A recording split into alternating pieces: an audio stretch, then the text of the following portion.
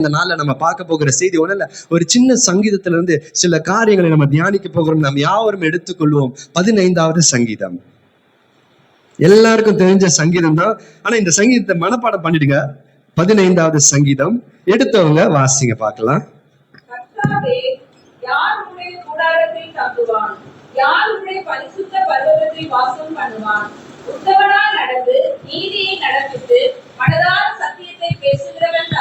போதும், சரி. அப்படியே அது ஒவ்வொரு பகுதியை நம்ம தியானித்து போகலாம். தாவீதின் சங்கீதம் என்று சொல்லப்படுகிறது. தாவீது இப்படி, அந்த கர்த்தாவை யார் உம்முடைய கூடாரத்தில் தங்குவான், யார் உம்முடைய பரிசுத்த பர்வதத்தில் வாசம் பண்ணுவான். அப்போ இந்த அதாவது இத ஆலயத்தினுடைய பிரசன்னமாய் பேசுகிறார். 24வது சங்கீதத்தினுடைய 3வது வசனத்தை நம்ம அப்படியே வாசிக்கலாமா? 24வது சங்கீதத்தினுடைய 3வது வசனம்.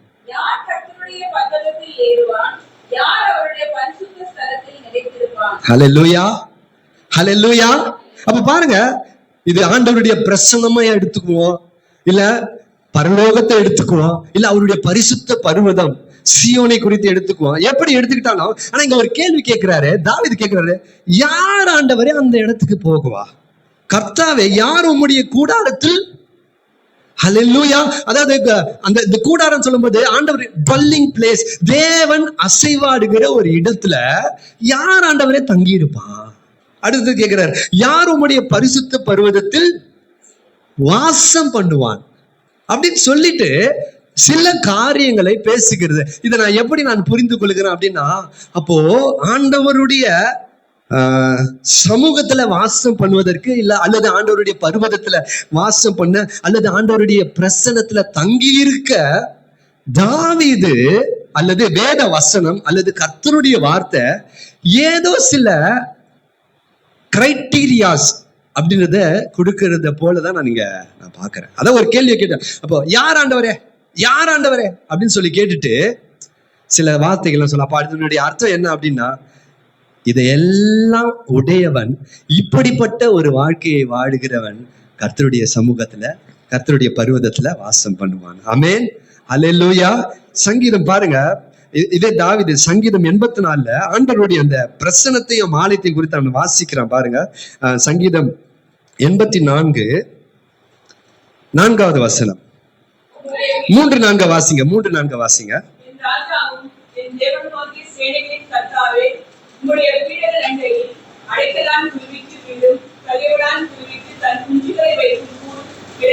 கிடைத்தது.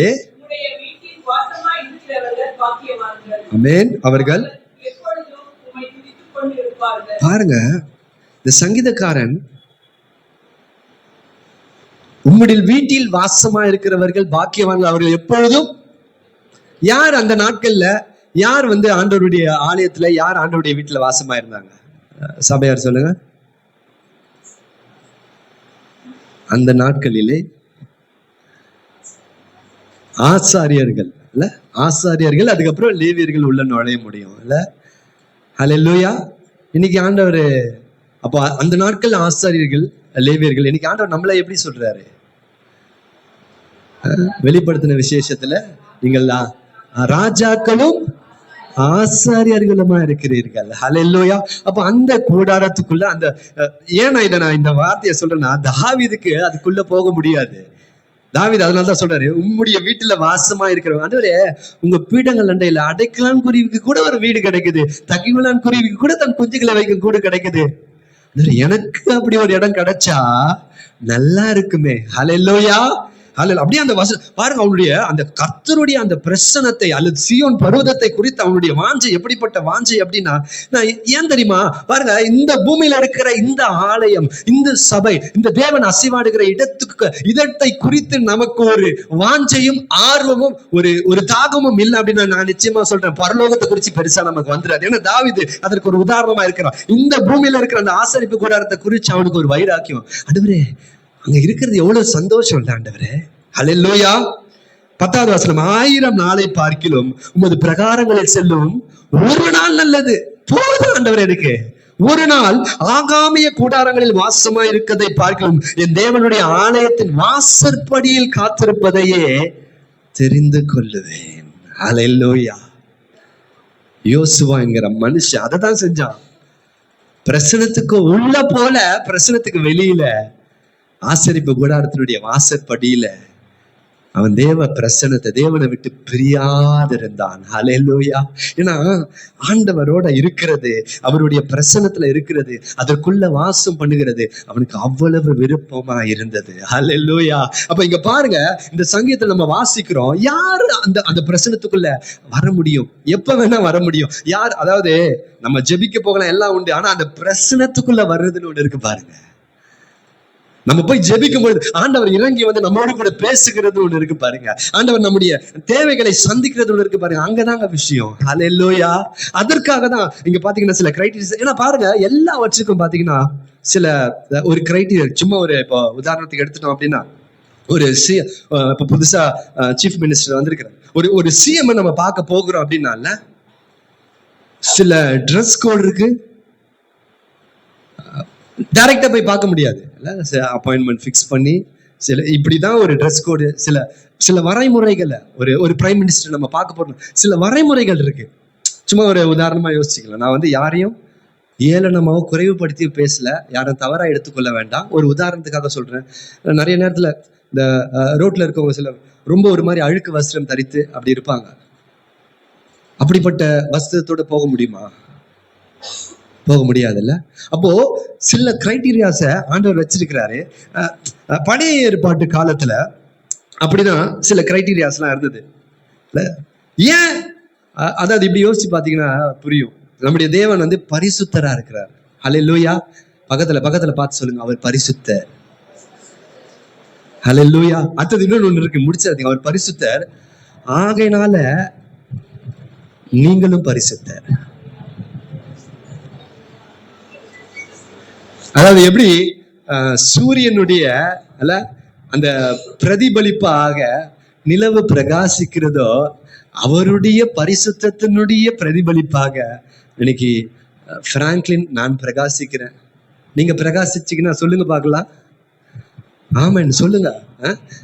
இயேசுவினுடைய அந்த பரிசுத்த மகிமையினால, இயேசுவினுடைய அந்த பரிசுத்த பிரசத்தினால இன்னைக்கு நீங்களும் நானும் இந்த பூமிக்கு வெளிச்சமாய் பிரகாசிக்கிறோம் அப்படின்னு வேதம் சொல்லுகிறது. ஹல்லேலூயா. நான் சொல்ல, ஏசப்பாவே சொல்லிட்டாரு, நீ மலை மேல இருக்கிற பட்டணம் ராஜா, உன்னை யாரும் மறைக்க முடியாது. நீ வெளிச்சமா, நீ இந்த உலகத்துக்கு வெளிச்சம். உன்னை யாரும் மரக்கால்ல வச்சு மூடி வைக்க முடியாது. அந்த வெளிச்சம் பிரகாசிச்சே ஆகணும். ஏன்னா அது வர இடம் எது? அது வர ஆரிஜின் எது? சூரியன். ஹல்லேலூயா. நீதியின் சூரியன் ஆகிய இயேசு அதுக்கு ஆரிஜினா இருக்கிறதுல அவருடைய வெளிச்சத்தை வாங்கி இன்னைக்கு நீங்கள நானும் இன்னைக்கு கிறிஸ்தவர்கள் நம்ம சொல்றோம். எங்கேயோ ஒரு இடத்துல 4 பேர் நம்மளை பார்த்து, இவங்க ரொம்ப வித்தியாசமா, இவங்க லைஃப் ரொம்ப வித்தியாசமா இருக்குது, இவங்க பேச்சு ரொம்ப வித்தியாசமா இருக்குது, இவங்க வந்து மற்ற மனுஷங்களை போல இல்ல, இவங்க செய்கிற செயல்கள் எல்லாம் வித்தியாசமா இருக்குது அப்படின்னா அதுல எங்கேயுமே நம்மளுடைய எதுவுமே கிடையாது, என்னுடைய எதுவுமே கிடையாது. அந்த நீதியின் சூரியன் ஆகிய நம்முடைய ஆண்டவர் ஆகிய இயேசு கிறிஸ்து, அந்த பிரகாசிக்கிற ஜோதி, அந்த மகிமையின் பிதாவாகிய ஜோதி, அவருடைய வெளிச்சத்துல ஹல்லேலூயா நாங்க எல்லாம் குளிர் காய்ந்து கொண்டிருக்கிறோம். ஹல்லேலூயா.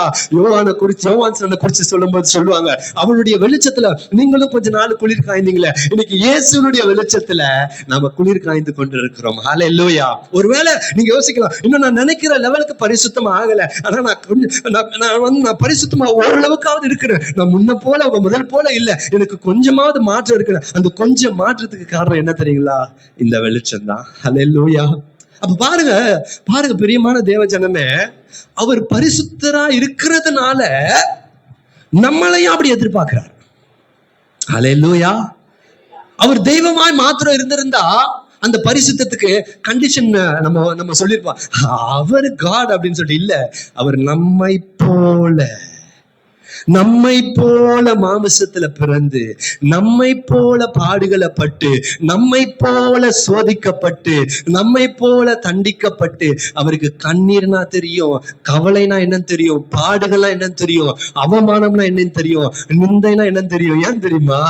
நான் ஆண்டவர்கிட்ட நான் போய் நிற்கும் பொழுது இல்லை, நான் போய் நின்று ஆண்டவரே என்னை எப்படி நிந்திக்கிறாங்க, ஆண்டவரே எப்படி அவமானப்படுத்துறாங்க அப்படின்னா அவருக்கு அது புரியும். அல்லேலூயா.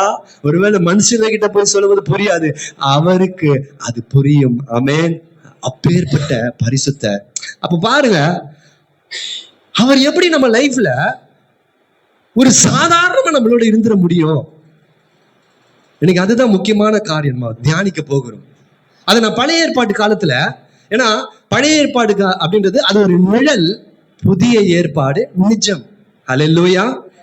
அப்ப பாருங்க, பழைய ஏற்பாடு காலத்துல ஆண்டவருடைய அந்த கூடாரத்துக்குள்ள, ஆண்டவருடைய அந்த பிரசனத்துக்குள்ள யார் போக முடியும் அப்படின்னா ஆசாரியர்கள் போக முடியும். ஓகேங்களா? அந்த ஆசாரியர்கள் எப்படி போக முடியும் அப்படின்னு சொல்லி வாசிக்கலாம். யாத்ராகமம் 30வது அதிகாரம் 17வது வசனத்துல இருந்து அப்படியே வேகமா வாசிக்க பார்க்கலாம்.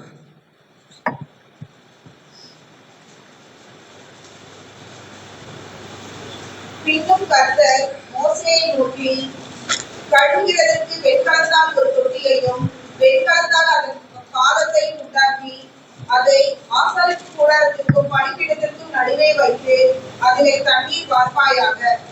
தொடர்ந்து வாசிங்க. அதனிடத்தில் ஆரோனும் அவன் குமாரரும் தங்கள் கைகளையும் தங்கள் கால்களையும் கழுவ கடவர்கள்.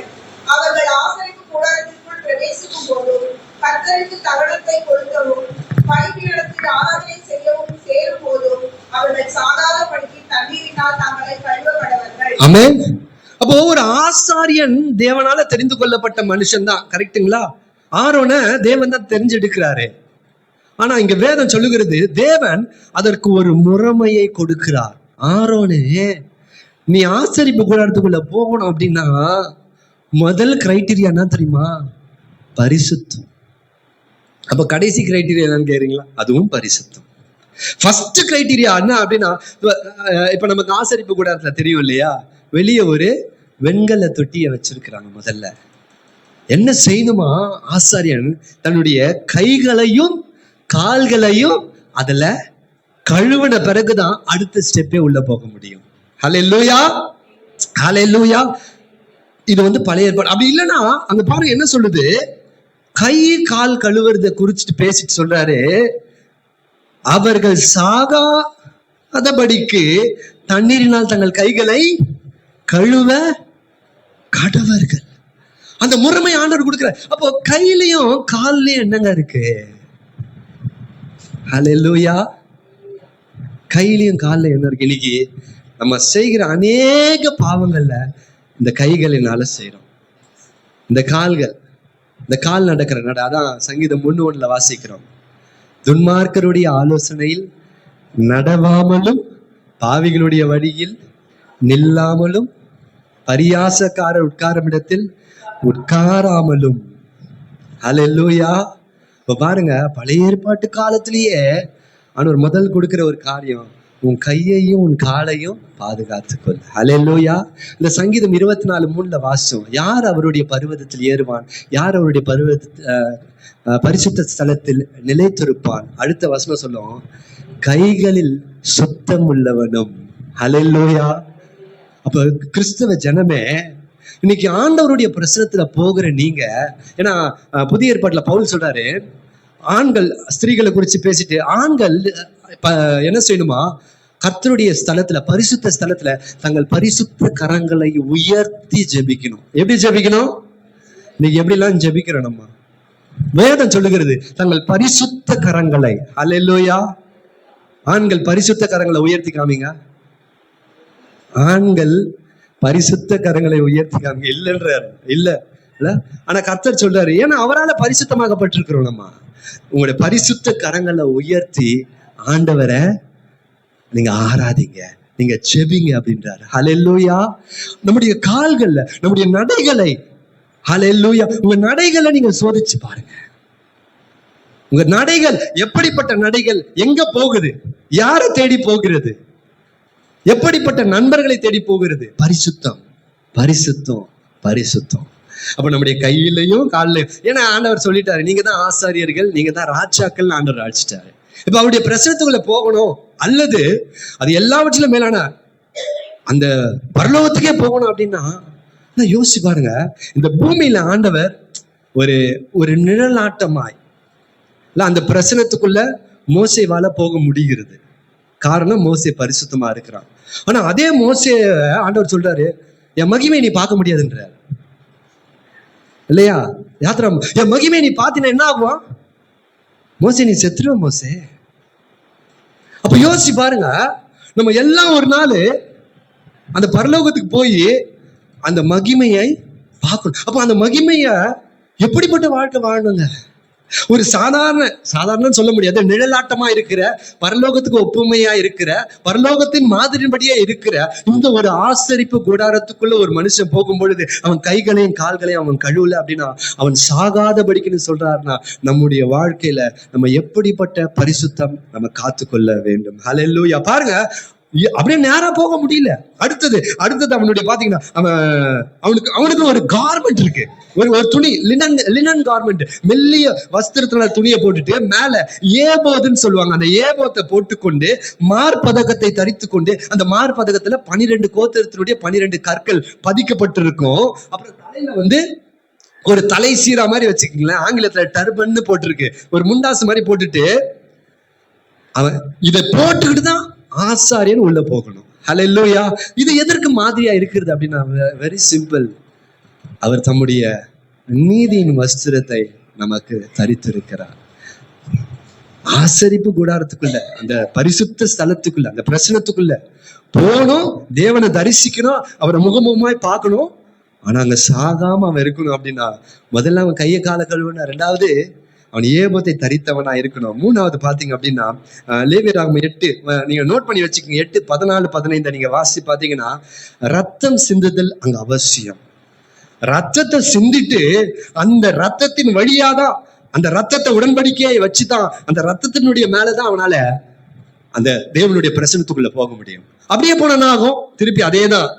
அவர் பரிசுத்தரா இருக்கிறதுனால அவரால் மனுஷன் அவ்வளவு எளிதா ஆண்டவர் நம்ம கூட உறவாட வேண்டும் என்று அவர் விரும்பாமலாம் இல்லை. ஆனா அதற்கு ஒரு கிரைட்டீரியா இருக்குதுங்க, ஒரு கிரைட்டீரியா இருக்கு. கொஞ்சம் யோசிச்சு பாருங்களேன்.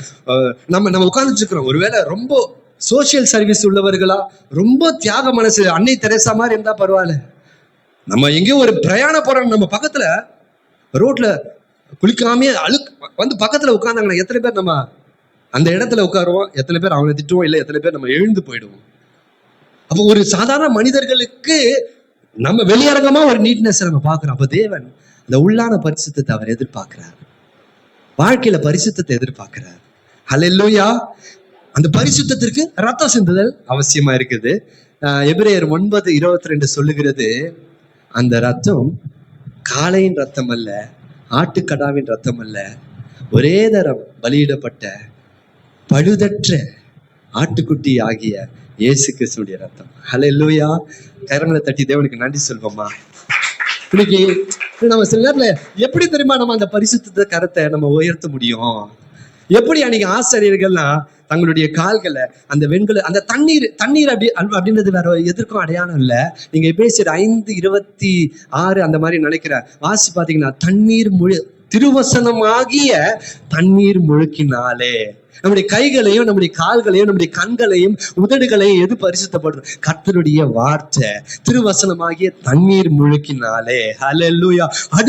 அடுத்த எல்லை பாத்தீங்கன்னா, இயேசு கிறிஸ்துவினுடைய ரத்தம் சகல பாவங்களையும் நீக்கி சுத்திகரிக்கும். அந்த ரத்தம் இல்லாம அந்த ரத்தம் இல்லாம நான் பரிசுத்தவான் கிடையாது. அப்ப அந்த ரத்தத்தின் வழியா நான் போகும்போது நான் அங்கதான் பவுல் எழுதுறாரு, கர்த்தருடைய பரிசுத்தவான்கள் ஆண்கள் சபையில உங்க பரிசுத்த கரங்களை உயர்த்துங்க. ஏன் இந்த பரிசுத்த கரத்தை நான் உயர்த்தணும்? எப்படி நானு அந்த சூரியனுடைய பிரகாசத்தினாலதான் நான் பிரகாசிக்கிறேன்னு சொல்லணும். அதே மாதிரி அவருடைய எபிரேயர் நம்ம அந்த 9 வாசிக்கிறபடி அவருடைய மாம்சத்திரையின் வழியாகவே அவருடைய பரிசுத்த பிரகாரத்துக்குள்ள நம்ம நுழைகிறோம். ஹல்லேலூயா. ஹல்லேலூயா. ஏங்க அந்த பரிசுத்த பிரகாரத்துல நுழைஞ்சு என்ன பண்ண போறோம்? அங்கதாங்க கிருபை கிடைக்குது, அங்கதாங்க கிருபாசனம் இருக்கு, அங்கதாங்க சகாயம் கிடைக்குது, அங்கதான் ஆண்டவருடைய ஆசீர்வாதங்கள் கிடைக்குது, அங்கதான் சுகம் கிடைக்குது. அப்ப நீங்க நானும் போகணும், கட்டாயம் அந்த பரிசுத்த பிரசனத்துக்குள்ள போகணும். ஆனால் ஹல்லேலூயா, நம்மை சோதித்து பாருங்க. அதுக்குள்ள போயிட்டு பயத்தோட பக்தியோட அவங்க அந்த ஆண்டவருடைய அந்த ஸ்தலத்துக்குள்ள அவங்க இருப்பாங்க. ஹல்லேலூயா.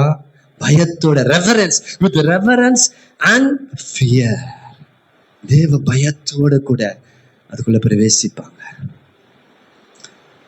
இப்ப நான் செய்திக்கு வருகிறேன். ஆசரிப்பு கூடாரம் அல்லது இந்த பூமி, இது எல்லாமே ஒரு நாள் என்ன ஆக போகுது? இந்த பூமியில எல்லாமே அழிந்து போக போகிறது. பவுல் 2 கொரிந்தியர் 3 சொல்றாரு, மோசே ஒரு மகிமையை பார்த்தான், அவன் மேல ஒரு மகிமை இருந்துச்சு, அது ஒழிந்து போகிற மகிமைன்னு சொல்றாரு. பவுல் 2 கொரிந்தியர் 3 நீங்க வீட்டுல போய் வாசி பாருங்க. ஒழிந்து போகிற மகிமை, நம்ம அதை ரொம்ப மேன்மையா பாக்குறோம். மோசே இறங்கி வந்தா அவன் முகம் தேவதூதனுடைய முகம் போல பிரகாசிச்சது. ஜனங்க அவன் முகத்தை பார்க்கவே முடியல, அவன் தன் முகத்தை மூடிக்கொண்டான்னு சொல்லி. ஆனா நீங்க எப்ப 2 கொரிந்தியர்ல வாசி பாத்தீங்களா, 3வது அதிகாரத்துல ஒழிந்து போகிற மகிமையோடைய அந்த ஊழியம் அப்பேற்பட்ட ஊழியமா இருந்தா, நித்தியமா இருக்கிற இயேசு கிறிஸ்துவின் மூலமாய் பெறப்பெற்ற இந்த ஊழியம் இத்தனை இன்னும் எவ்வளவு மகிமை உள்ளதா காணப்படும். ஹல்லேலூயா, ஹல்லேலூயா. பாருங்க, ஆசரிப்பு கூடாரம் என்றது ஒரு மாதிரி, அதற்குள்ள ஒரு மனுஷன் போறதற்கு இப்படி அவன் கை கால்களை கழுவி, அவன் ரத்த பலியை செலுத்தி, அந்த ரத்தத்தை பலிபீடத்தின் மேல தெளித்து, ஏபத்தையும் அந்த வஸ்திரங்களையும் தரித்து, அதற்குரிய முறைமையின்படியாக, ஆசாரிய முறைமையின்படியாக அவன் பரிசுத்த ஸ்தலத்துக்குள்ள பிரவேசித்து ஆண்டவரை அவனை ஆராதிக்க முடியும். அப்படி இல்லாமல் போகுமானால், அங்க நாங்க வாசிச்சோம், அவன் சாகாதபடிக்கு அப்படின்னு ஆண்டவருடைய வார்த்தை சொல்லுகிறது. நம்ம சாக மாட்டோம் நிச்சயமா. ஆனா நான் என்ன சொல்ல வரேன் அப்படின்னா, என்ன நான் குறிப்பிட்டு காண்பிக்க விரும்புகிறேன் அப்படின்னா, அந்த பரிசுத்தத்தை விட பரலோகம் எப்படிப்பட்ட ஒரு பரிசுத்தமா இருக்கும், அது எப்படிப்பட்ட ஒரு ஸ்தலமா இருக்கும், அங்க குறைவுகளுக்கு இடம் உண்டா? இல்ல நம்ம வேதத்துல வாசிக்கும் போது இயேசு கிறிஸ்து ஒரு கல்யாண விருந்தை குறித்து ஒரு உவமையை சொல்றார். அநேகர் அழைக்கப்பட்டிருக்கிறாங்க, அழைக்கப்பட்ட நிறைய பேர் போல, அப்புறம் அநேகர் உள்ள வராங்க. அப்ப அந்த கல்யாண விருந்து நடைபெற்று கொண்டிருக்கும் பொழுது அந்த எஜமான் அந்த விருந்து சாலையில வருகிறார். எல்லாரும் அங்க அமர்ந்து கல்யாண விருந்துல சந்தோஷமா இருக்கிறாங்க. அப்போ ஒரு மனுஷனை பார்த்து அந்த எஜமான் கேட்கிறாரு, உன்னையும் கல்யாண விருந்துக்கு நீ அழைக்கப்பட்டவன் தானே, ஆனா கல்யாண வஸ்திரம் இல்லாம நீங்க ஏன் அமர்ந்து கொண்டிருக்கிற அப்படின்னு சொல்லிட்டு அடுத்து சொல்லுவாரு, இவனை பிடித்து அழுகையும் பற்கடிப்பும் இருக்கிற இடத்துல கொண்டு போய் விடுங்க. அப்ப அந்த கல்யாண வஸ்திரம் அல்லது நீதியின் வஸ்திரம் அது எவ்வளவு முக்கியம், அந்த பரிசுத்தம் எவ்வளவு முக்கியம். இன்னைக்கு கொஞ்சம் நீங்க யோசிச்சு பாருங்க. சின்ன சின்ன இந்த உலக பிரகாரமான காரியங்களை எடுத்துக்கிட்டோம்னால சில கிரைட்டீரியாஸ், அங்க அப்படிலாம் போகக்கூடாது. ஒரு மாதிரி ட்ரெஸ் பண்ணி போயிருக்கணும், ஒரு மாதிரி நீட்டா இருக்கணும். ஒருவேளை எப்படி சொல்றது, நம்ம குளிக்கிறது கூட இல்ல நம்ம ஃப்ரெஷ்ஷா போகணும், இப்படிதான் போகணும். ஆண்டவருடைய பிரசன்னம், ஆண்டவருடைய வாசஸ்தலம் அது எத்தனை மகிமை உள்ளது, எத்தனை மகத்துவம் உள்ளது. அதற்குள்ள நம்ம போகணும் அப்படின்னா என்னென்னலாம் காரியங்கள், அதுதான் நம்ம வாசிச்சு முடிக்க போகிறோம். அதே 15க்கு வந்துருங்க, வாசிங்க 2வது வசனம்.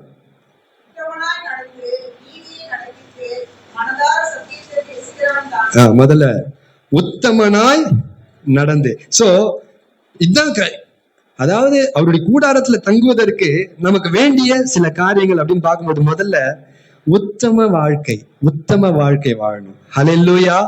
அதாவது உத்தமம் அப்படின்னா வாக்கிங் அப்ரைட் அப்படின்னு போட்டிருக்கு. வாக்கிங் அப்ரைட் அதனுடைய அர்த்தம் நான் சொல்றேன் பாருங்களேன். எத்தனை பேருக்கு இன்டெகிரிட்டி அப்படின்னா தெரியும்ல, உண்மை தன்மை அல்லது ஹானஸ்ட், நேர்மையா இருக்கிறது எல்லாத்துலயும். இல்ல ஒருவேளை நீங்க வேலை ஸ்தலத்துல இருக்கிறீங்க, இல்ல நீங்க குடும்பத்துல இருக்கிறீங்க, ஆண்டவருடைய வார்த்தை சொல்லுகிற எல்லாவற்றிலையும் நம்ம உண்மை தன்மையோட கூட இருக்கிறது. அதான் வாக்கிங் அப்ரைட்லி. நம்ம எல்லாருமே கிறிஸ்தவ வாழ்க்கைன்றது நம்ம we are walking towards heaven, பரலோகத்தை நோக்கி நடந்து போயிட்டு இருக்கிறோம். இது ஒரு புத்தகம் ஒண்ணு இருக்கு, எத்தனை பேர் படிச்சிருக்கீங்க தெரியல, மோட்ச பிரயாணம் அப்படின்னு சொல்லிட்டு. மோட்ச பிரயாணம், அந்த புத்தகத்தை உண்மையாவே வாங்கி படிங்க. ஏன்னா வேதத்துக்கு அடுத்தபடியாக அதிகமாய் விற்பனை ஆகிற ஒரு புத்தகம். எப்படி ஒரு மனுஷன் அதை ரொம்ப அழகா அவன் தன்னுடைய பயணத்தை ஆரம்பிச்சு அவன் பரலோகத்துக்கு போய் சேர்றான். அதை வந்து ஒரு ஓமையா அவன் போற வழியில யாரெல்லாம் சந்திக்கிறான் அப்படின்னு சொல்லிட்டு ரொம்ப அழகா அதை அர்த்தமுள்ள ஒரு ஸ்டோரியா பண்ணியிருப்பாங்க. பாரடைஸ் லாஸ்ட்னு ஆங்கிலத்துல, தமிழ்ல வந்து மோட்ச பயணம் அப்படின்ற புத்தகத்தை நீங்க அதை வாங்கி படிங்க பாருங்க. அப்ப நம்முடைய வாழ்க்கை ஒரு we are walking பரிசுத்த பரலோகத்தை நோக்கி போயிட்டு இருக்கிறோம். அப்ப அது எப்படிப்பட்ட நடையா இருக்கணும் அப்படின்னா, we have to walk uprightly, ஒரு நேர் நடை, ஒரு ஒரு உண்மையுள்ள ஒரு வாழ்க்கை, ஒரு உத்தமமுள்ள ஒரு வாழ்க்கை. நோவா குறிச்சு வாசிங்க ஆதியாகமம் 6வது அதிகாரம். நோவாவுக்கோ கர்த்தருடைய கண்களிலே கிருபை கிடைத்தது. அடுத்த வசனம் வாசிங்க. நோவாவின் வம்ச வரலாறு. நோவா தன் காலத்தில் இருந்தவர்களுக்குள்ளே நீதிமானும் உத்தமனுமாய் இருந்தான். ஹல்லேலூயா. நோவா தன் காலத்தில் இருந்தவர்களுக்குள்ளே நீதிமானும். அப்போ இந்த இடத்துல நோவாவை குறிச்சு அவன் நீதிமான், அவன் உத்தமனாய் வாழலாம் சொல்லுது. அப்போ உத்தமம்னா என்னங்க? அப்போ அந்த இடத்துல ஆதியாகமம் 6வது அதிகாரத்துல தேவன் ஜலப்பிரளயத்தை கொண்டு வர்றதுக்கான ஒரு காரணம் என்ன அப்படின்னா, ஜனங்க பர்வர்ஸ் லைஃப், அதாவது துன்மார்க்கமான அவர்கள் நடை, சரியில்லாத நடை. நீதிமொழிகள் 14:2 எடுத்து வாசிங்க யாராவது. 14:2 நீதிமொழிகள் 14:2 சீக்கிரமா எடுத்து. நிதானமாய் நடக்கிறவர்கள். ஆமென். முதல்ல பாருங்க, அத தமிழ்ல நிதானமாய் போட்டிருக்காங்க. who walk uprightly, நேர்மையாய், நீதியாய், இன்டெகிரிட்டியோட. இன்டெகிரிட்டி அப்படின்னால சும்மா ஒரு உதாரணத்துக்கு நான் சொல்றேன் பாருங்களேன். ஒரு சிலர் சொல்லுவோம், அவர் வந்து லேடிஸை தொட்டு கூட பேச மாட்டார். Integrity, man of integrity. அவர் சொன்ன வார்த்தை தவற மாட்டார். அதாவது உள்ளத இல்லைன்னா இல்ல. he is a man of integrity. அவர் சொல்லிட்டாருன்னா அப்படியே செய்வார். அப்ப அங்க சொல்றாரு, நிதானமாய் நடக்கிறவர்கள். அந்த மாதிரி ஒரு நடையை உடையவன் கர்த்தருக்கு பயப்படுகிறவன். அடுத்தது வாசிங்க. அதான் ரெண்டே நடைதான். வாக்கிங் அப்ரைட்லி, நிதானமா நேர்மையா. 2 வழிதாங்க இருக்கு, 2 வழிதான். ஒண்ணு கேட்டுக்கு போகிற வழி, இன்னொன்னு இடுக்கமான வாசல் பரலோகத்துக்கு போகிற வழி. 2 வழி தவிர நடுவுல ஒரு குறுக்கு வழி எல்லாம் கிடையாது. நிதானமாய் நடக்கிறவர்கள் தேவனுக்கு பயப்படுறாங்க. தன் வழிகளில தாறுமாறானவனும். அப்ப இப்படி ஒரு நடை இருக்கு. அந்த நோவாவின் நாட்கள்ல ஜனங்க தங்கள் வழிகளை தாறுமாறாக்கி கொண்டாங்க. தாங்க விரும்பின வாழ்க்கையை வாழ்ந்தாங்க, தாங்க விரும்பின இன்பங்களை அனுபவித்தாங்க, தாங்க விரும்பின அசுத்தத்தை அனுபவிச்சாங்க. அதனால ஆண்டவர் அங்க நீங்க வாசிச்சு பாருங்க, ஆதியாகமம் 6ல மனுஷனை உண்டாக்கினதற்காக தேவன் மனஸ்தாபப்பட்டார். ஹல்லேலூயா. அதாவது அந்த மனஸ்தாபம்ன்ற வார்த்தை, நான் அந்த எபிரேய வார்த்தையை தோண்டி பார்த்தேன். அதாவது அது என்ன தெரியுமா, நம்ம கிறிஸ்தவ வாழ்க்கையில பாவத்தை விட்டு மனம் திரும்பணும் தெரியுமா, ரிப்பெண்டன்ஸ் சொல்லுவோம் தெரியுமா. அதாவது இது வரைக்கும் இந்த டைரக்ஷன்ல நடந்து போயிட்டு இருந்தோம், 180 டிகிரி டர்னு, மெட்டனோயா அப்படின்னு ஒரு வார்த்தை சொல்லுவாங்க இல்லையா, அதான் ரிப்பெண்டன்ஸ். அப்படியே மனம் திரும்பணும். பாத்தீங்களா, கிட்டத்தட்ட அந்த வார்த்தைக்கு ஈக்குவலா. ஏன் ஆண்டவரே இல்ல மனஸ்தாபப்பட அவர்ல நான் படைக்காம இருந்திருக்கலாமே, அப்படியே தன்னுடைய வழிய ஆப்போசிட்டா திருப்புற அளவுக்கு ஆண்டவர் யோசிச்சாராம், மனஸ்தாபப்பட்டார். ஏன்? ஜனங்கள் தங்கள் வழிகளை கெடுத்து கொண்டாங்க. அப்படி என்ன பாவம் செஞ்சாங்க ஜனங்க? ஒண்ணும் இல்ல, நீங்க லூக்கா 17 வாசிங்க அப்படின்னா இல்லையா, நோவாவின் நாட்களில நடந்தது போல மனுஷகுமாரனுடைய நாட்களிலையும் நடக்கும். என்னங்க நடந்துச்சு? பெருசா அவங்க பெண் கொண்டும் பெண் கொடுத்தும் விற்றார்கள், பெற்றார்கள், நட்டார்கள். அவருடைய வருகையை குறிச்சு, பரிசுத்தத்தை குறிச்சு, ஆயத்தத்தை குறிச்சு, நீதியை குறிச்சு, நடைகளை குறிச்சு அவங்க கவனம் இல்லாம தங்கள் வழிகளை தாறுமாறாக்கி கொண்டாங்க. அவங்க நினைச்ச வாழ்க்கைப்படி அவங்க வாழ்ந்தாங்க. அவ்வளவுதான், ரொம்ப சிம்பிளா அவங்க நினைச்ச வாழ்க்கைப்படி வாழ்ந்தாங்க. ஆனா நோவாவோ அவங்க நடுவுல அவன் ஒருத்த மாத்திரம் he walked uprightly. ஹல்லேலூயா, ஹல்லேலூயா. நீங்க யோபு 1வது அதிகாரம் 1வது வசனம் வாசிக்கும் போது யோபு குறிச்சு அதான் சொல்றாரு. ஆண்டவர் சாட்சி சொல்லும்போது அவன் உத்தமன். ஹல்லேலூயா, அவன் உத்தமன். எந்த அளவுக்கு அவன் உத்தமனாய் வாழ்ந்தான் அப்படின்னா, இன்னும் நம்ம கிட்ட ஆண்டவர் அதை எதிர்பார்க்கிறாரு, நம்ம கிட்ட எதிர்பார்க்கிறார். வேதம் அதை எதிர்பார்க்குது. அதுதான் பரலோகத்துக்கு கிரைட்டீரியான்னு வச்சுக்கீங்களேன். எந்த அளவுக்கு யோபு உத்தமனாய் வாழ்ந்தான் அப்படின்னா, யோபு 1:4 நீங்க வாசி பார்க்கும்போது, யோபு தன் பிள்ளைகள் ஒருவேளை கைப்பிசகளா இல்ல ஒருவேளை அறியாம அவங்க ஒருவேளை பாவம் செஞ்சிருப்பாங்களோ என்று சொல்லி தன் பிள்ளைகளுக்காக பாவ நிவாரண பலி செலுத்துகிற அளவுக்கு. ஹல்லேலூயா. இன்னைக்கு நம்முடைய வாழ்க்கையை நம்ம பாதுகாக்கணும். அடுத்தது நம்ம கையில இருக்கிற பொறுப்பு யாரு? நம்முடைய பிள்ளைகளுடைய வாழ்க்கை, அவங்க வழி என்ன, அவங்க நடை என்ன, அவங்க பாதை என்ன, எங்க போறாங்க, யாரை சந்திக்கிறாங்க, யாரோட பழகுறாங்க, தேவனுடைய. ஏன்னா பிள்ளைகளை பெற்றெடுத்துட்டா மட்டும் போராது, அவர்களை நடக்க வேண்டிய வழியிலே அவர்களை நடத்து. முதிர் வயதிலும் அவர்கள் அதை விட்டு விடாம இருப்பாங்கன்னு வேதம் சொல்லுகிறது. பிள்ளைகளை நடக்க வேண்டிய வழியில் நடத்து. பெரிய பெரிய ஜாம்பவான்கள், ஏலி இஸ்ரவேலுடைய மிக பிரசித்தி பெற்ற தீர்க்கதரிசி தன் பிள்ளைகளை சரியா வளர்க்கல. சாமுவேல் தன் பிள்ளைகளை சரியா வளர்க்கல. அப்ப நாம நம்முடைய வழியை காத்துக்கணும், நம்முடைய பிள்ளைகளையும் நம்ம பிள்ளைகளுக்கு அதை கற்றுக் கொடுக்கணும். ஹல்லேலூயா. உபாகமம் 11 நினைக்கிறேன் இல்லையா, அவர்கள் 8வது அதிகாரமா 11 அதிகாரம். அவர்கள் நிற்கும் பொழுதும், அவர்கள் நடக்கும் பொழுதும், அவர்கள் படுத்திருக்கும் பொழுதும், அவங்க எல்லா நேரத்திலையும் ஆண்டவரை பத்தி சொல்லி வருகையை பத்தி சொல்லி அவருடைய வசனத்தை சொல்லி அவங்கள நம்ம நடக்க வேண்டிய வழியில நம்ம நடத்தணும். அப்படின்னா அவன் முதிர் வயதிலும் அதை விட்டு விடாதிருப்பான். ஹல்லேலூயா. ஏன் தெரியுமா? நீங்கள நானும் அவங்களை கடைசி வரைக்கும் காப்பாற்ற முடியாது, ஆனா அவர் கடைசி வரைக்கும் காப்பாற்றுவார். ஹல்லேலூயா. நம்ம மறைஞ்சாலும் அவர் மறையவே மாட்டார். நம்முடைய நிழல் மறையும், அவருடைய நிழல் நம்ம பிள்ளைகள் மேல மறையாது. ஆனா அதற்கு நம்ம செய்ய வேண்டியது சிலது இருக்கு. நாம அவருடைய வழியில நடப்போமா? ஹல்லேலூயான்னு சொல்றாரு, நீ உத்தமனா நடந்து வாயே. உத்தமனா நடக்கிற மனுஷன் அவருடைய பர்வதத்துல ஏறுவான், அவருடைய வாசஸ்தலத்துல தங்கி இருப்பான். ஹல்லேலூயா. இந்த கால நேரத்துல எத்தனை பேர் நீங்க ஆசைப்படுறீங்க, ஆண்டவரே நான் அவருடைய பர்வதத்துல ஏறணும், அவருடைய வாசஸ்தலத்துல தங்கி இருக்கணும், எத்தனை பேர் ஆசைப்படுறீங்க? திரும்பி எத்தனை பேர் இதை தவிர பூமியில வேற என்னங்க இருக்கு நமக்கு? எல்லாம் இருந்தோம், அதை நான் இழந்து போவேனானால், எல்லா கஷ்டமும் பட்டுட்டு அதை நான் இழந்து போவேனானால், நான் வேற எதை வேணா எழுந்துடலாங்க, அதை நான் எழுந்து போக கூடாது. ஹல்லேலூயா.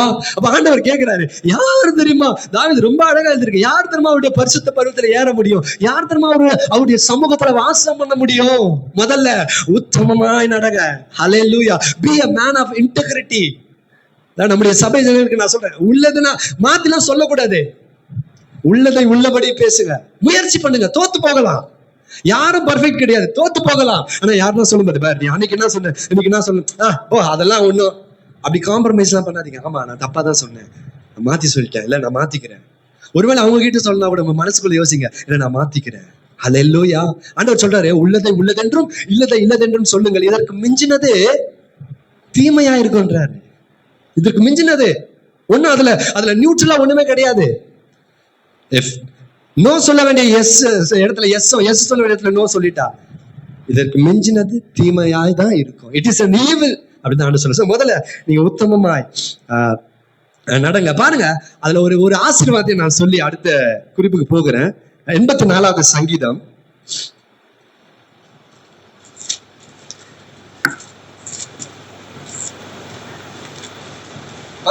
11வது வசனம்.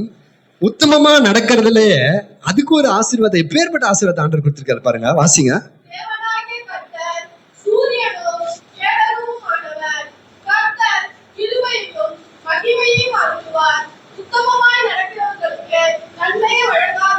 நான் இப்படி வாசிக்கிறேன், கொஞ்சம் அந்த பேரஃப்ரேஸ் பண்ணி. தேவனாகிய கர்த்தர், நீங்க எல்லாம் பாருங்களேன், என்ன கவனிங்க, நான் பக்கத்துல இருக்கவங்களை பார்த்து சொல்லுங்க, நம்முடைய தேவனாகிய கர்த்தர் உங்களுக்கு சூரியனும். பக்கத்துல பார்த்து சொல்லுங்க, தேவனாகிய கர்த்தர் உங்களுக்கு சூரியனும் உங்களுக்கு கேடகமா இருப்பாரு. ஹல்லேலூயா. உனக்கு சூரியனும் அப்படின்னா அவர் தான் வெளிச்சம், அவருடைய மகிமையில நீ குளிர்காயலாம். உனக்கு கேடகம், அவர் தான் உங்களுக்கு பாதுகாப்பா இருப்பாரு. என்ன மாதிரி ஆசீர்வாதம் யாருக்குன்றது அதை கீழே சொல்றாரு. தேவனாகிய கர்த்தர் சூரியனும் கேடகமும் ஆனவர், கர்த்தர் கிருபையையும் மகிமையையும் உங்களுக்கு தாங்க, நமக்கு தாங்க, கிருபையையும் மகிமையும் அருளுவார். யாருக்கு அருளுவார் அப்படின்னா, உத்தமமாய் நடக்கிறவர்களுக்கு நன்மையை வழங்கார். அதாவது தமிழை விட இங்கிலீஷ்ல நான் சூப்பரா இருந்துச்சு இந்த வார்த்தை. இங்கிலீஷ்ல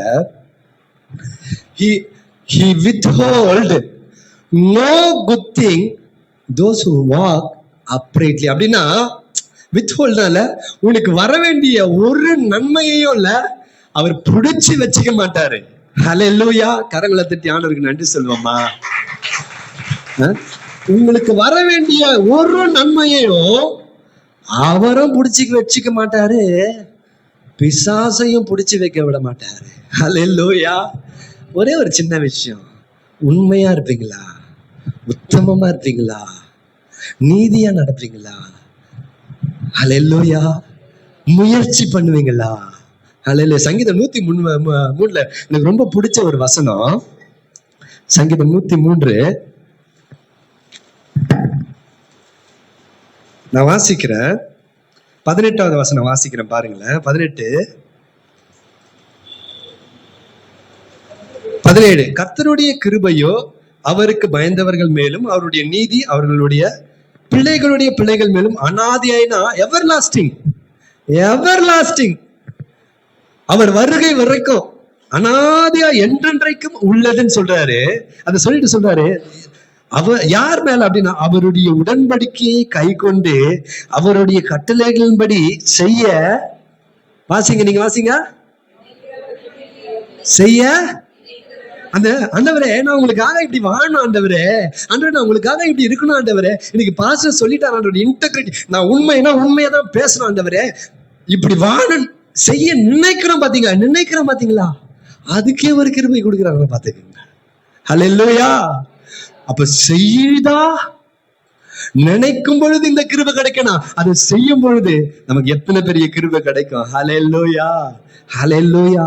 அவருடைய கிருபை தான் நம்முடைய வாழ்க்கை எல்லாமே. பாருங்க, ஹல்லேலூயா. அப்ப பாருங்க, ஒரு நன்மையும் அவரே வச்சிக்க மாட்டார். எபேசியர் 1:3 நீங்க வாசிங்க அப்படின்னா, உன்னதத்தில் உள்ள சகல ஆசீர்வாதங்களினாலும் அவர் நம்மை ஆசீர்வதித்து இருக்கிறார். அவர் ஆசீர்வதிச்சிட்டாரு, ஒரு நன்மையை அவர் பிடிச்சு வைக்க மாட்டாரு. ஹல்லேலூயா. அப்ப அந்த நன்மை சேருவதற்கு தாமதமோ அல்லது வராம இருப்பதுக்கு காரணம் யாரா இருக்கிறோம்? ஒண்ணுமே இல்லை, நீங்கள் உத்தமமாய் நடந்து. இரண்டாவது அங்கேயே போட்டிருக்கு, நீதியை நடப்பித்து. ஹல்லேலூயா. நீதினா என்னங்க? ஆண்டவர்கிட்ட வரி கேட்கிறாங்க, நாம பிள்ளைகள் வரி கொடுக்கணுமான்னு ஆண்டவர் கேட்கிறாரு. அவசியம் இல்லையே. உடனே அவர் சொல்றாரு, இல்ல நம்ம வரியை கொடுத்துருவோம், ஏன்னா நம்ம இடங்களா இருக்குமானா இது நீதி, இது தேவனுடைய நீதி. ஹல்லேலூயா. அவருடைய பார்வைக்கு தான் ஏற்றது. யோவான் ஸ்நானத்துல இயேசு ஞானஸ்நானம் பெற வருகிறார். ஏன்னா நீதி செய்கிறவர்களுக்கு கிடைக்கிற கிருபை என்ன தெரியுமா? யோவான் ஸ்நான இடத்துல இயேசு ஞானஸ்நானம் பெற வருகிறாரு. அப்பதான் யோவான் ஸ்நானம் சொல்றாரு, நான் ஜலத்தினால ஞானஸ்நானம் கொடுக்கிறேன், எனக்கு பின்னாடி ஒருத்தர் வராரு, அவரு பரிசுத்த ஆவினாலும் அக்கினினாலும். இவ்வளவு சொன்ன பிறகு இவ்வளவு பயங்கரமா பேச, அவருடைய பாதரட்சின் வாரை அழிப்பதற்கு கூட நான் பாத்திரம் அல்லன்னு இவ்வளவு பேசின பிறகு அவங்கிட்ட இயேசு நிக்கிறாரு, எனக்கு ஞான ஸ்நானம் கொடு. எப்படி கொடுக்க ஆண்டவரே? என்ன விளையாடுறீங்க ஆண்டவரே? நான் உம்மிடத்துல பெற வேண்டி இருக்க, நீர் என்னிடத்துல ஞான ஸ்நானம் கேட்கலாமா? உடனே இயேசு சொல்றாரு, இல்ல நீ அப்படி சொல்ற, ஆனா என் பிதாவினுடைய நீதின்னு ஒண்ணு இருக்கு, அந்த நீதி நேரமா சொல்லுது, நான் தான் உங்ககிட்ட ஞானஸ்நானம் எடுக்கணும். இப்படி எல்லா நீதியையும் நிறைவேற்றுவது நமக்கு ஏற்றதாய் இருக்கிறது. ஒண்ணு இல்ல, அந்த ஒரு சின்ன நீதியை இயேசு முதல்ல செய்யறார். அவருடைய ஃபர்ஸ்ட் ஸ்டெப்னு வச்சுக்கீங்களேன். அந்த நீதியை செய்த உடனே என்ன நடந்துச்சு? ஞானஸ்நானம் பெறாரு. அவர் ஞானஸ்நானத்துல எழுந்திருக்கும் பொழுது வேதம் சொல்லுகிறது, இவர் என்னுடைய நேசகுமாரன், இவரில் நான் பிரியமாய் இருக்கிறேன். ஹல்லேலூயா. தானியேல் அடிமையாய் போன தேசத்துல அவன் நீதிமானாய் இருந்தான், நீதி செய்தான். தானியேலை குறிச்சு வேதம் சொல்லுகிறது, அவன் எனக்கு மிகவும் பிரியமானவன், அவன் வேண்டிக் கொள்ள தொடங்கின பொழுதே. இன்னும் என் லைஃப்ல கூட அப்படிலாம் நடக்கல. பாஸ்டருக்கு நடந்தாதான் இல்ல, நீங்க ஆசைப்படுங்களேன். அவன் வேண்டிக் கொள்ள தொடங்கின பொழுதே பதில் வந்துருச்சு. பா, எப்படி வாழ்ந்திருப்பான்ல, எப்படி வாழ்ந்திருப்பான் அடிமையாய் போன தேசத்துல. அதாவது அவனை பார்க்கிறதுக்கோ கேட்கிறதற்கோ அவன் பரிசுத்தத்தை ஆராய்ச்சி பண்றதுக்கோ யாருமே இல்லை. அவன் ஊர்ல அவன் தான் ராஜா, என்ன வேணா செய்யலாம். ஆனா அந்த இடத்துல கூட கர்த்தர் பார்க்கிறாருன்னு நின்றா. யோசேப்பு அடிமையாய் போன இடத்துல கூட கர்த்தர் பாக்குறான்னு ஆண்டவர் சொல்றாரு. அவங்கள பார்த்தா இவன் எனக்கு மிகவும் பிரியமானவன். அல்லேலூயா. அப்போ நீதி செய்யுங்க ஜனமே. நீதினா எல்லாத்துலயும் நீதி. எங்கெல்லாம் வரும்? ஒரு கவர்மெண்ட் ஹாஸ்பிட்டல், ஒரு லஞ்சம் வாங்கறதுல, எல்லாத்துலயும் நீதி. அந்த நீதியை செய்யும்போது ஆண்டவர் சொல்றாரு, நீ என்னுடைய நேசகுமாரன். அல்லேலூயா. ஏசப்பா பார்த்து மாத்திரம் தான் ஆண்டவர் சொல்றாரு. நீங்க செஞ்ச அவங்களே என்னைய பார்த்து சொல்ல மாட்டாரா? யார் மை பிலவட். அதுலயும் கொஞ்சம் தாண்டி அவருக்கு அவன் மிகவும் பிரியமானவன், மிகவும் பிரியமானவன். அல்லேலூயா. அல்லேலூயா. சில நான் ரொம்ப மிகவும் பிரியமானவங்க நீங்க அப்படின்னு சொன்னா உங்களுக்கு ஒரு சந்தோஷம் வரும். இயேசு கிறிஸ்து உங்களை பார்த்து சொன்னாருன்னா, எப்படியோ ஒரு வார்த்தையினால ஒரு தீர்க்கதரிசி வந்து ஜெபம் பண்றாரு, யார் அ பிலவட் சைல்டு அப்படின்னா அங்கேயே முட்டி போட்டு அழுவணும் நீங்க. ஆண்டவரே என்ன பார்த்தா ஆண்டவரே சொல்றீங்க. அல்லேலூயா. காரணம் என்ன? அவன் நீதியாய் நடந்து மனதார சத்தியம் எல்லாமே சம்பந்தப்பட்டது இல்ல. அல்ல, speak the truth from the heart. அல்லேலூயா. Speak the truth from the heart. அதாவது ஒரு உதாரணமா சொல்லலாம், சில நேரத்துல சில காரியங்களை நம்ம அப்படி கொஞ்சம் மழுப்புவோம், அப்படியே மறைப்போம். இல்ல, நேத்து கூட அப்படி ஒரு சம்பவம் நடந்துச்சு. அப்ப நான் கேட்டேன், இப்ப இங்க பாருங்க, நான் உங்க பாஸ்டர் கேட்கிறேன், என்கிட்ட உண்மையை சொல்லுங்க. உடனே அந்த நபர் இல்ல, நேற்று அந்த பேசின அந்த நபர், she spoke the truth from the heart. அது வரைக்கும் ஒண்ணு சொன்னாங்க, அதுவும் ஒரு உண்மைதான், அது உண்மை மாதிரி. ஆனா நான் கொஞ்சம் நாங்க பாஸ்டர் கேட்கிறோமா. இப்ப சின்ன நேரத்துல நம்ம பிள்ளைகளை வளர்த்துருப்போம். சின்ன பிள்ளைகளா இருக்கும்போது இல்ல, ஏதாவது தப்பு பண்ணிடும், உட்காந்துட்டு இருக்கோம், அப்படி கூப்பிட்டு இல்ல, இங்க பாரு ஒரு முறை நிறுத்தி, அப்பா கேட்கிறேன் உண்மையை சொல்லு அப்படின்ன உடனே அது அது அது ஒரு ரெஃபரன்ஸ், அது ஒரு ஃபியர் வரும் இல்ல. போய் சொல்லி இருக்கோம், ஆனா உடனே என்ன திரும்ப பண்ணும், இல்லப்பா ஆமா நான் செஞ்சுட்டேன். உங்க பிள்ளைங்க சொல்லியிருப்பாங்க. அதே மாதிரி உங்க போதகருக்கு, உங்க கணவருக்கு, யாருக்கா இருந்தாலும் speak the truth from the heart. திருப்பியும் சொல்றேன், ஃப்ரம் த ஹார்ட். அப்போ எபிகிட்ட என்னப்பா இன்னும் சரியில்லை, கொஞ்ச நேரம் சும்மா சொல்றையா, நல்லா இருக்கிற, இப்படி ரொம்ப சூப்பரா இருக்கிற, கடவுள் கிருபை அழகா ஆண்டவர்கிட்ட கொண்டு வர. நான் சொல்றேன், ஒன்னும் சரியில்லை, உன் நட சரியில்லை, உன் பாதை சரியில்லை. அதாவது சில நேரத்துல ஆண்டவர் அப்படியே நீ நடக்கிறது எல்லாம் தீர்க்க தரிசனமா சொல்லணும் அப்படின்னு அவசியம் கிடையாது. சாமுவேலுக்கே போய் யார் அபிஷேகம் பண்ண போறேன்ட்டு கடைசி வரைக்கும் சொல்லல. அப்போ சிலதை வெளிப்படுத்தும் போது அப்படிலாம் ஒண்ணும் இல்லை பாஸ்டர், அதெல்லாம் ஒண்ணும் இல்லையா, ஒழுங்கா சொல்லு. இருந்ததுன்னு சொல்லிடணும். அல்லேலூயா. ஏன் அதுதான் speaking the truth from the heart.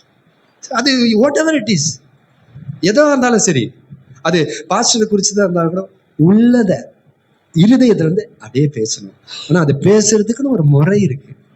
அது யாரா இருந்தாலும் சரி, ஒரு சக விசுவாசியா இருந்தா கூட, அதாவது பவுல் தீமோத்தேயுக்கு எழுதும்போது சொல்றாரு, சமயம் வாய்த்தாலும் வாய்க்காவிட்டாலும் திருவசனத்தை எல்லாவித கடிந்து கொள்ளுதலோடு, ரெபியூக்குன்னு போட்டிருக்கோம், திட்டுறது அது ஆக்சுவலா ரெபியூக்னா, எல்லாவித கடிந்து கொள்ளுதலோடும் நீ சொல்லணும். ஆனா அதுல உன்னை சேர்த்திருப்பாரு, சாந்தமுள்ள ஆவியோடு அதை அவங்களுக்கு சொல்லுங்க.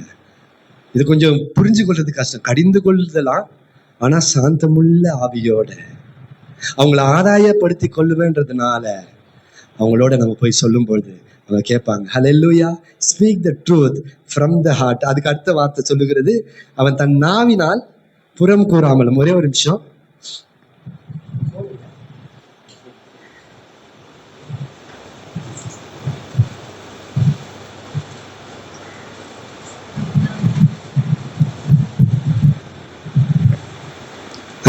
அந்த வார்த்தையை நான் வேற ஒரு டிரான்ஸ்லேஷன், ரொம்ப சிம்பிளா இருந்துச்சு, அதுக்காக நான் அனுப்பி வச்சேன். ஒரே ஒரு நிமிஷம்.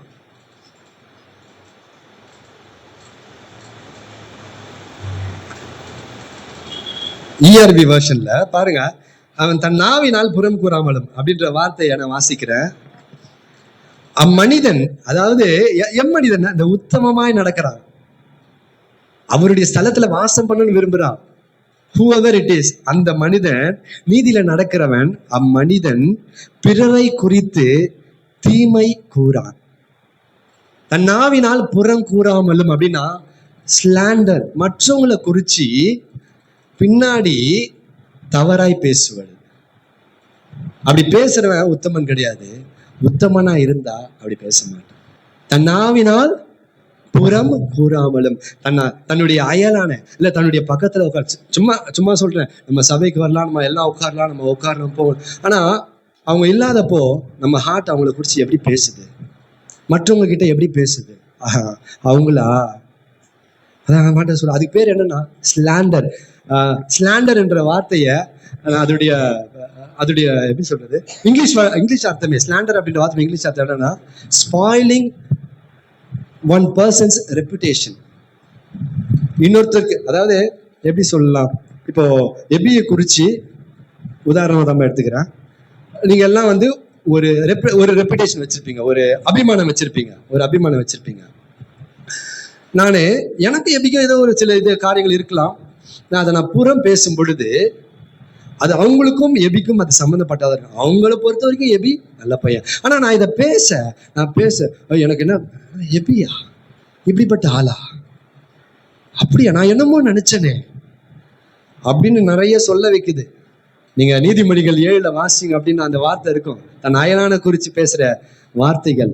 அது என்ன ஆகுது அப்படின்னா, எபிய குறிச்சு ஒரு தப்பான அபிப்பிராயத்தை, எபிக்கும் அவங்களுக்கு எந்த சம்பந்தமும் இல்லை, எபிக்கு அவங்களுக்கு எந்த மிஸ்கம்யூனிகேஷனும் கிடையாது, ஒரு தப்பான அபிப்பிராயத்தை, அதுக்கு பேர் தான் ஸ்லாண்டர். ஹல்லேலூயா. அத உத்தமமா நடக்கிற மனுஷன் தன்னாவினால் புறம் கூறாமலும், அதை நான் இந்த மொழியாக்கும், அம்மனிதன் பிறரை குறித்து தீமையை கூறான். அடுத்தது, அம்மனிதன் அயலானுக்கு தீங்கு செய்ய மாட்டான், தன் பக்கத்துல இருக்கிறவனுக்கு அவன் தீமை செய்ய மாட்டான். ஹல்லேலூயா. இப்படி பேசுறதே அவனுடைய பெயரை கெடுக்கும். அது முழுசா உண்மையா பொய்யான்னு தெரியல. ஒருவேளை அவன் எனக்கு ஒரு சில இந்த மாதிரி பொதுவா நடக்கும்ல, என்ன நீ இது பண்ணிட்டல, பாக்குற நீ எப்படி மத்தவங்களோட பேசுற, பாக்குற நீ மத்தவங்களோட எப்படி பழகுற, நான் பாக்குறேன், என்ன உதாசீனப்படுத்துறியா, என்ன நிந்திக்கிறியா, என்ன இப்படி சொல்லிட்டியா அப்படின்னு சொல்லி ஒரு பழி வாங்குற எண்ணத்தோட பண்றான். கடைசியில் அவன் யாருன்னா, அவனும் நம்ம சகோதரன், நம்ம பக்கத்துல இருக்கிறவன். he is my neighbor. அந்த சமாரியன் கதையில வருது, அந்த சமாரியன் கதையில சொல்றாரு, யார் உனக்கு பிறன், இதுல யார் உனக்கு பிறன், உன் பக்கத்துல இருக்கலாம் பாத்தியா, சமாரிய நாட்டை சேர்ந்தவன், அவன் தான் உனக்கு பிறன். ஹல்லேலூயா. அப்ப பாருங்க, அந்த அந்த மனுஷனுக்கு எந்த தீங்கையும் செய்ய மாட்டான். அடுத்தது சொல்றது, அம்மனிதன் அவன் குடும்பத்தை குறித்து வெட்கம் தரும் மொழிகளை சொல்ல மாட்டான். வெட்கம் தரும் மொழிகள், அல்லது இங்க எப்படி போட்டிருக்கா, தன் அயலான் மேல் சொல்லப்படும் நிந்தையான பேச்சை எடுக்காமலும். சிலர் அந்த மாதிரிலாம் ரொம்ப இந்த அண்டர்ஸ்டாண்டிங், கம்யூனிகேஷன் ரொம்ப முக்கியம். இப்போ நானும் 2 பேர் ரொம்ப அந்யோன்யமா பழகுறோம். ஏதோ ஒரு சூழ்நிலையில அயலான் அப்படின்னா நெய்பரை தான் சொல்றாங்க, தன்னுடைய தோழனை சொல்றாங்க. அவளை குறிச்சு வருகிற நிந்தையான பேச்சு, அந்த சொல்ல அவ்வளவு நம்பிக்கை வேணும் இல்ல, அவ்வளவு லேஸ்ல நான் எடுத்து ஆமா கரெக்ட் அவங்க சொல்ற மாதிரி இவர் இப்படிப்பட்ட ஆள் தான் செஞ்சிருப்பார், அவ்வளோ அந்த நம்பிக்கை வேணும் கர்த்தருடைய பிள்ளைகளுக்கு. நிந்தையான பேச்சை எடுக்காமலும். அடுத்தது சொல்றது, ஆகாதவன் அவன் பார்வைக்கு தீர்ப்பானவன். அதனுடைய மொழியாக்கும், தேவனை வெறுப்போரை அவன் மதியான். கடவுளோட ஒரு மனுஷன் இல்லை, அதுதான் சங்கீதம் 1:1. ஆகாத, அதாவது அவங்க கூட நான் பேச வேணான்னு சொல்ல, ஆனா நீங்க ஹானஸ்டா யோசிச்சு பாருங்க, நம்ம சபையில இங்க அவ்வளவு பேர் இருக்கிறோம், விசேஷ விதமாய் வாலிப பிள்ளைகள் இருக்கிறீங்க. இப்பதான் ஒரு 2-3 வாலிப, இப்போ இந்த பிபிஎஸ் நிகழ்வு நடந்தப்போ எபியும் சாமும் வந்து ரொம்ப நல்லா பேச ஆரம்பிச்சிட்டாங்க. பாத்தீங்களா இல்லையா? இவரு ப்ரோ என்ன ப்ரோ வா ப்ரோ போ ப்ரோ அப்படின்றாரு. அவரு என்னன்னு சொல்றாரு தெரியல. சாம் வந்து ரொம்ப வந்து ரிசர்வ்டு, அதாவது ரொம்ப சைலண்ட் டைப், ரிசர்வ் டைப்ல ரொம்ப சைலண்ட். ஆனா எவ்வளவு ரொம்ப 1 வீக்ல, ஆனா நிறைய பேர் வருஷங்களில் 2 பேர் உட்கார்ந்து இருக்கீங்க, 2 பேரும் ப்ரோன்னு என்னைக்காவது கூப்பிட்டு இருக்கிறீங்களா? 2 பேரும் ஒரு நாளைக்கு இந்த 3 வருஷத்துல ஒரு மெசேஜ், பர்த்டே மெசேஜ் அனுப்பிச்சிருக்கிறீங்களா 2 பேரும்? நான் எனக்கு என்ன பண்றதுன்னு தெரியல, நானு மண்டிய பிச்சுக்கிறேன். நான் மண்டிய என்னடா இது, ஏன் நான் இப்படி இயலாதவனா ஆயிட்டேனே, 2 பிள்ளைகளுக்குள்ள அந்த நட்பை கொண்டு வர முடியலையே, நான் எப்படி அதை கொண்டு வர்றது? இப்பதான் இந்த பெரிலா அப்படி பழகுறாங்க. அது எப்படிங்க பாருங்க, ஆகாதவன் தேவனை அறியாதவன். அதாவது அவங்கள நான் குறையா பேசல, அவங்களும் கடவுளால தான் படைக்கப்பட்டிருக்கிறாங்க. ஆனா நீயும் அதே ரத்தத்தினால கழுவப்பட்டிருக்கிற, அதே ரத்தத்தினால உனக்கும் எனக்கும் ஒரே ரத்தம் ஓடுது. கரெக்டா? ஒரே ரத்தம் ஓடுது. இல்ல, ஸ்பிரிச்சுவல் மீனிங்ல பேசுறேன். 1000 இருந்தாலும் விக்கி விக்கி தானே. சிரிக்கிற, 1000 இருந்தாலும் விக்கி விக்கி தான்ல. அதுல மாற்றம் இல்லை. நான் ஏற்றுக்கொள்கிறேன். அதே மாதிரி அந்த ஆகாதவன், இந்த உலகத்துல வாழ்றவன், அவனை ரொம்ப நல்லா நேசிக்க முடியுது, அவனோட பழக முடியுது, அவனோட ஒரு இடத்துக்கு போக முடியுது, அவனோட டைம் ஸ்பெண்ட் முடியுது. ஆனா ஏன் ரித்திக்கு விக்கி அண்ணாவோட பரவாயில்ல, அண்ணாவை எடுத்துட்டு போறாரு. தாவீதுக்கும் யோனத்தானுக்கும் எவ்வளவு வயசு வித்தியாசம்லாம் தெரியல, நிச்சயமா இருந்திருக்கும். 2 பேரும் ஒரே நாள்ல பிறந்தாங்களா? ஏன் அது வரக்கூடாது? ஏன் ஒரு பெரிலுக்கும் ஒரு ரம்யாவுக்கும் அந்த அன்பு, அந்த பரஸ்பரம் கிறிஸ்து இயேசுவின் நிமித்தமாக இதை யாருமே ஃபோர்ஸ் பண்ண முடியாது. அவங்க யாருமே அவங்களுக்கு யாரு நீங்க இப்படிதான் பேசிக்கணும். நான் பாக்குறேன், ஒரு வாரத்துல நேத்து பாக்குறேன், ப்ரோ இங்க வா ப்ரோ, உட்காரு ப்ரோ இங்க அப்படின்றாரு. அவரு யார்? இவரையே வந்து சர்ச்சை முடிஞ்சாருன்னா அவரை கூப்பிட்டா அவர் எங்கன்னா அந்த சந்து உள்ள இருப்பாரு. எங்கடா ஆளை எங்கடா காணம், அந்த சந்துல என்ன பண்ணிருப்பாரு? ஒண்ணுமே வேலை இருக்காது. ஆக்சுவலா உண்மையை சொல்லணும், ஒண்ணுமே வேலை செய்யற மாதிரியே இருப்பாரு. என்ன கூப்பிட்டு யாருன்னா உட்கார வச்சிருவாங்கன்ட்டு ஒரு இது இல்லையா? ஒரு டைப் அவர் இருக்கு. அவரே போயிட்டுல ப்ரோ வா ப்ரோ, எனக்கு யோசிச்சு பார்த்தேன், பரவாயில்லடா நம்ம சபை கொஞ்சம் ஒருத்தனை மாத்தி இருக்குது. அப்போ அவனும் ஒரு மாதிரி அந்த டைப்பா இருந்த மனுஷன் தான். ஒரு 2-3 மாசத்துல நீங்க தாங்க மாத்தி இருக்கிறீங்க. உங்களுக்கு நான் தேங்க்யூ சொல்றேன். நான் அப்ரிஷியேட் பண்றேன் உங்களை, கரங்களை தட்டி. ஹல்லேலூயா. ஆனா அதே எப்பயும் மாத்தினவங்க அதே விக்கியை மாத்த முடியும், ரித்திகை மாத்த முடியும், ரெபேக்காவை மாத்த முடியும். உங்க பேர் என்னடா? பாவையை மாத்த முடியும். ஹல்லேலூயா. எல்லாம் கூட்டு சேர்ந்தீங்கன்னு வச்சுக்கலாம். இயேசு நாமத்தினால கூட்டு சேர்ந்தீங்க, நல்ல காரியத்துக்காக கூட்டு சேர்ந்தீங்கன்னு வச்சுக்கலாம். சிஸ்டர் ரொம்ப நாள் கழிச்சு வந்திருக்கிறாங்க, அவங்களுடைய பிள்ளையையும் மாத்த முடியும். நம்ம மாத்தலன்னா வேற யார் மாத்துறது? ஹல்லேலூயா. ஒரு வாலிபனுக்கு ஒரு வாலிபன் வேணும், என்னதான் இருந்தாலும் சரி. இவ்வளோ நாளா சாமி ஏதாவது சொல்ல வந்த பிரேயர் அவ்வளவுதான் என்கிட்ட. ஆனா இங்க பார்த்தா ப்ரோ வா ப்ரோ போ ப்ரோ, 2 பேரும். I appreciate. ஹல்லேலூயா. அது ஆகாதவன் உன் பார்வைக்கு தீர்ப்பானவன், கர்த்தருக்கு பயந்தவனையோ கனம் பண்ணுகிறான். ஹல்லேலூயா. இங்க இருக்கிற அவ்வளவு பேரும் கர்த்தருக்கு பயந்த கூட்டம். ஏன் நீ அவங்களோட ரொம்ப நல்லா பழகணும், நீங்க 2 பேரும் பழகணும் அப்படின்னா நீங்க எல்லாம் கர்த்தருக்கு பயந்தவர்கள். ஆனா நம்ம என்ன செய்யறோம்? உங்களை நீங்களே ஜஸ்ட் செக் பண்ணி பாருங்க. ஏன் நான் யோசிக்கிறேன், ஏன் எனக்கு அந்த ஒரு உறவு, நானும் உங்களை மாதிரிலாம் உங்களை விட பயங்கரமா இருந்துட்டு வந்தவன்பா நான்.